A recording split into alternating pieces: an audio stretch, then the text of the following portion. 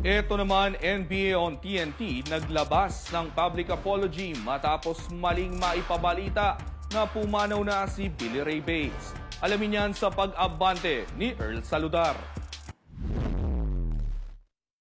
Naglabas ng public apology ang NBA on TNT matapos ang maling pag-anunsyo ng pagkamatay ng dating NBA player at PB import na si Billy Ray Bates.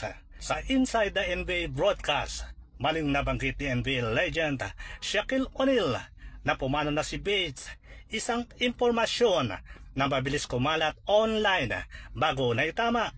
Sa isang opisyal na pahayag, nilinaw ng studio host na si Ernie Johnson ang pagkakamali. Inaming nakakalungkot, mali at hindi dapat nangyari ang insidente. Humingi rin siya ng paumanhin kay Bates at sa kanyang pamilya. I'd like to issue a correction and an apology for something that happened last night on Inside the NBA. We were talking about Billy Ray Bates, who back in 1980 had one of the NBA's best playoff debuts coming off the bench with 29 points. In the course of our discussion, we passed on some bad information that Billy Ray Bates had passed away. While it was inadvertent, it was also inaccurate and insensitive and inexcusable. In short, we screwed up, and we apologize to Billy Ray Bates and his family.